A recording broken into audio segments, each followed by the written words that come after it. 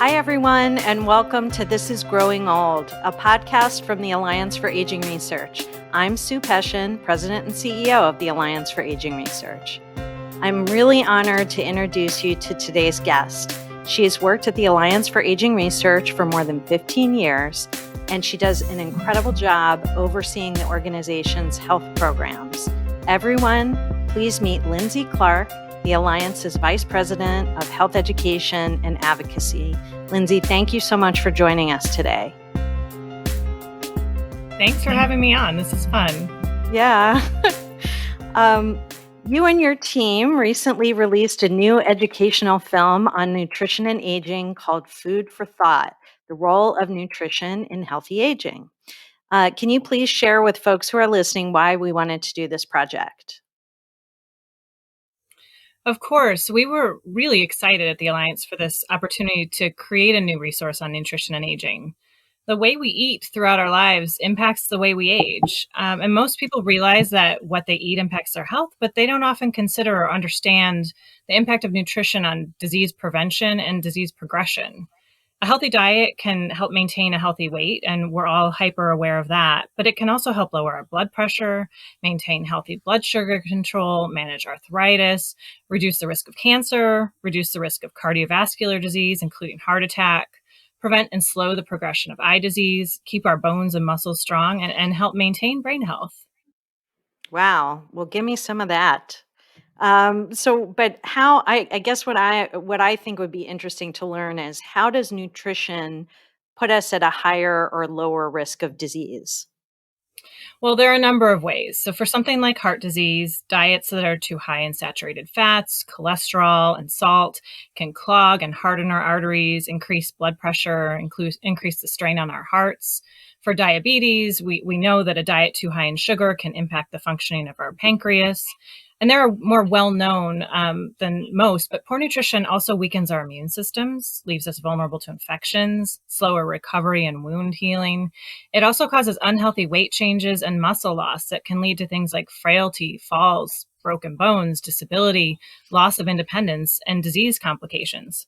It can also lead to nutrition-related disease and conditions. And we know that 60% of adults in the US have one or more diet-related chronic diseases.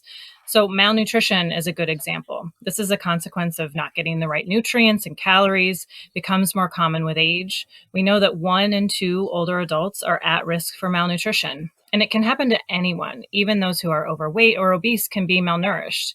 And it doesn't just happen to those who suffer from hunger or who don't have access to healthy food.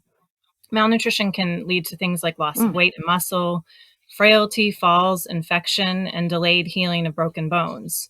Sarcopenia is another example, and something that we talk a lot about at the Alliance for Aging Research. We lead the Aging in Motion Coalition focused on sarcopenia. And sarcopenia is the progressive loss of skeletal muscle mass and function, and it's caused by changes in the body, including the body's ability to convert protein into muscle. It's a really serious condition that also can lead to disability, hospitalization, need for long-term care, and even death. And we know that 10 to 20% of older Ugh. adults have sarcopenia. And then another one I think more people Mm. know more about is osteoporosis. So a lot of us have heard of it. Uh, Leads to weak and brittle bones, falls and fractures. It can be caused by diseases and medications, but can also be a result of eating disorders or getting too little calcium and vitamin D. And we know that 1 in 2 men and 1 in 4 women ages 50 and older will break a bone due to osteoporosis. wow. Well, I feel like we're hearing stuff every day. Eat this, don't eat that. What is a healthy diet? Well, we all need a well-balanced diet that's full of nutritious foods, things that we know about, right? Fruits and veggies, the more colorful, the better. Whole grains, legumes, nuts, lean proteins. We also need to really look at our sugar, salt, saturated and solid fat intake and really limit those, and look at our alcohol intake and limit that. And what that looks like on our plates is going to vary from person to person. So the US Department of Agriculture earlier this year issued an update to their dietary guidelines, and they give really important recommendations on achieving a well-rounded diet no matter your age. They emphasize that the food and beverages that we consume really have a profound impact on our health now and in the years to come. But they also really underscore that Americans don't follow a healthy dietary pattern. In fact, only 63% of adults ages 60 plus follow the dietary guidelines. Hmm. Wow. And it sounds like there's also a focus on older people. And I'm just sort of wondering, why do we need to change what we eat as we age? Yeah, it's a great question. And those guidelines do make recommendations that are specific to different age groups, including people over 50, over 65, excuse me, because it recognizes that our nutritional needs change with age. So as we age, we typically need fewer calories, but we need more protein, calcium, fiber, and certain vitamins and minerals.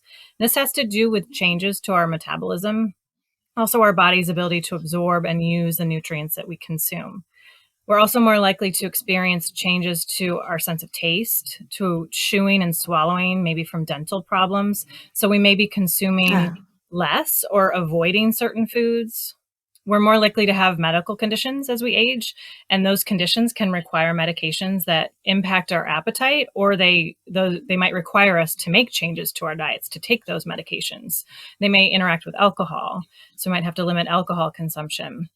We're also, because of increased frailty, decreased mobility, it can make it harder to shop, to get to the store, to get around and prepare meals on our own. We're also more likely with age to experience bladder or incontinence issues, so we may find ourselves avoiding water and beverages.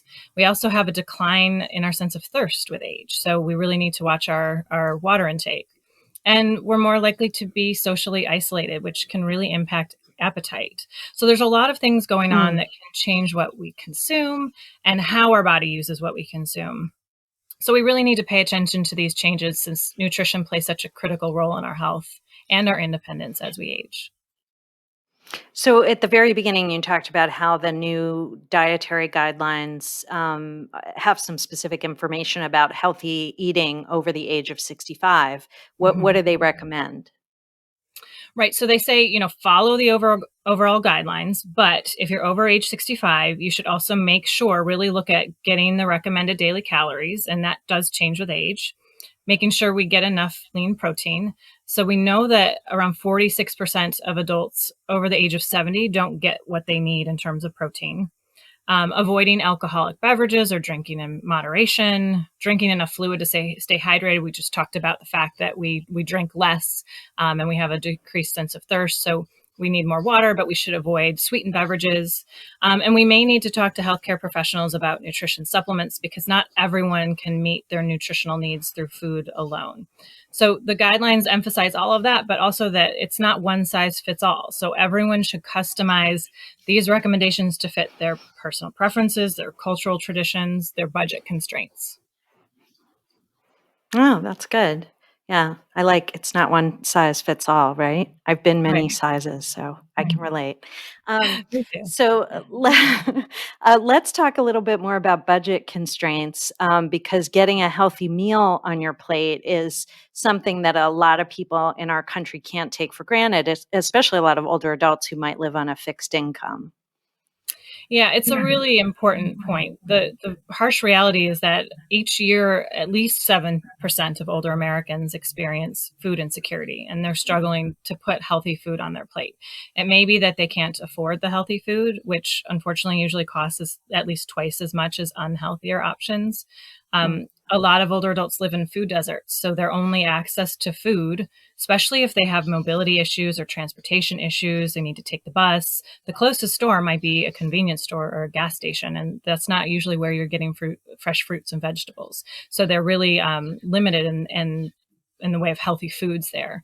But there's organizations that can help. So the USDA's Supplemental Nutrition Assistance Program, or SNAP, there's Meals on Wheels, local senior centers, other community based nutrition programs can all help people get healthy food on their plates. And they're really life saving programs that are an undeniable part of keeping Americans healthy, especially when we think about the long term ramifications of a poor diet. It's really, these are important services.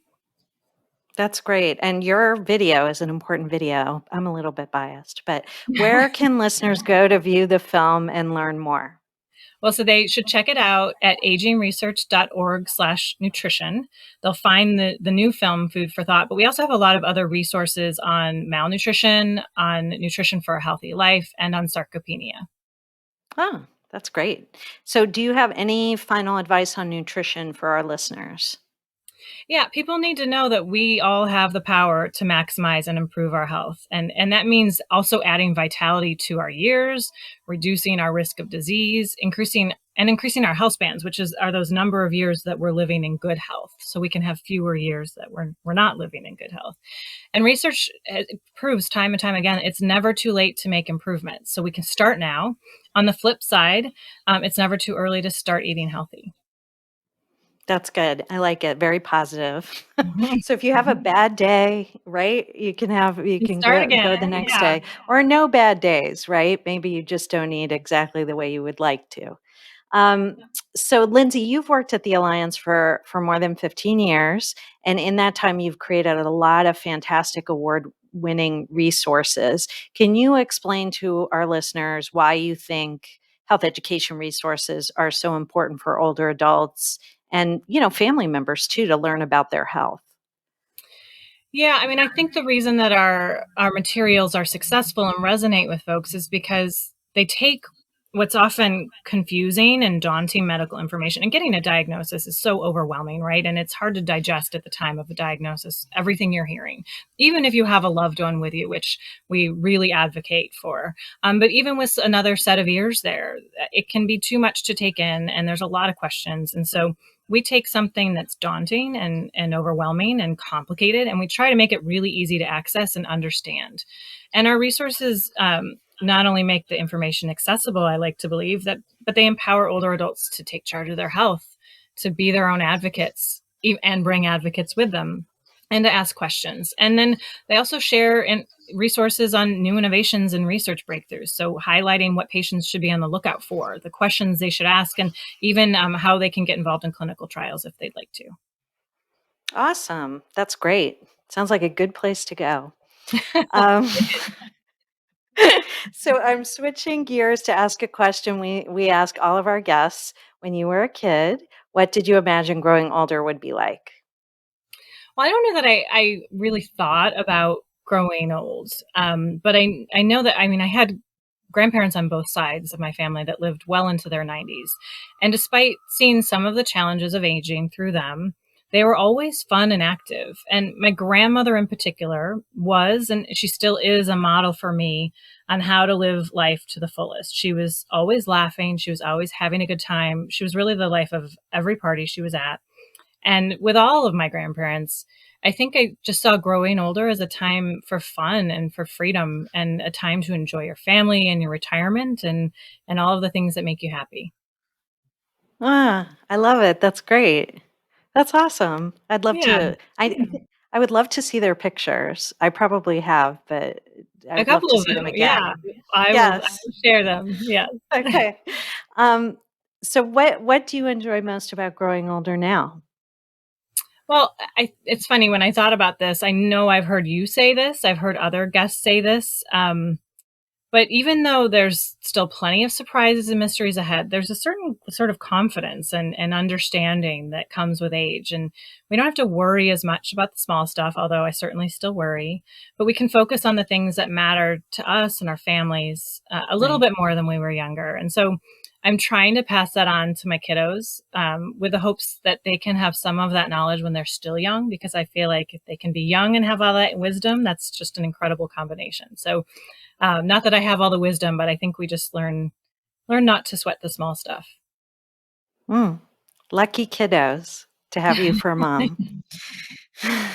So, Lindsay, it's really been wonderful talking with you today, and thank you so much for all you do for the Alliance for Aging Research. Thank you. Thanks for having me on. Sure. So that's all for today's episode. Thank you so much for listening. Please visit agingresearch.org to learn more about the awesome resources that Lindsay creates to help older Americans. Thank you and have a great day.